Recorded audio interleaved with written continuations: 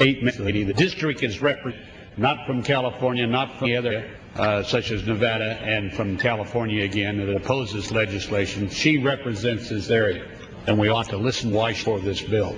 8 minutes. A woman from Michigan is asked for minutes. I thank my colleague Alaska for yielding his supplementary remarks. Mr. Chair, this issue has been waiting for a vote for many, many years, but not as long as our nation's history of sometimes missing Native Americans.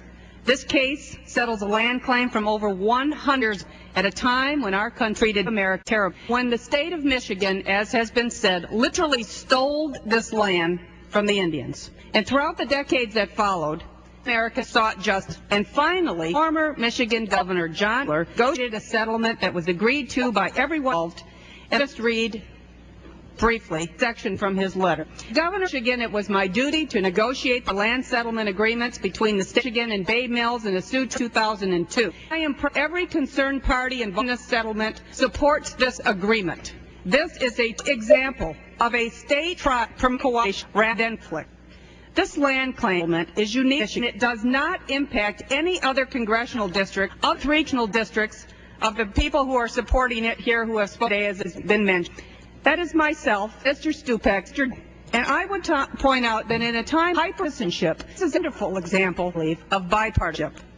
And I would note much of the opposition to this bill, members of Congress who already aiming in their districts like Las Vegas or the city of Detroit, and that their opposition is based on ideology. Rather, they do not want any honest competition.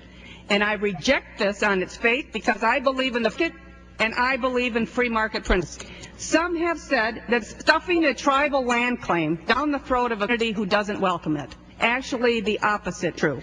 This legislation is supported by every official who represents the city of Port Huron in any capacity at any level of it. As mentioned, the former Governor John Engler, the current Governor Jennifer Granholm, both state senators, myself as House State representatives, the county commissioner, the entire council. Additionally, civic groups, business groups like the Chamber of Commerce, educators, labor unions like the UAW, those that might be concerned about what the law enforcement think. We have letters here of support from the county sheriff, from the county prosecutor, police chiefs. Most importantly, the support of the citizens of the city, as evidenced by a citywide referendum vote in support. The opponents of this legislation have said, first of all, they don't want any competition, therefore they hope this bill will. And they have said, though their communities and their districts have economic development, that to protect the citizens of the Americans of a community like mine cannot have fairness or economic opportunity. Mr. Speaker, this is and I would hope that my minded colleagues reach out a hand. The opponents of this have also made several untruths, outright untruths of the bill. They say that this bill will set a precedent. That is false. Section 3 of this bill states the following. Provisions contained in the settlement of claim are unique and shall not consider precedent for future agreement between the tribe and the state. The opponents say that this bill will allow for off-reservation. This is also false. In fact, Section 2A2 of the bill states the following. The alternative land shall be part of the community's reservation upon its status.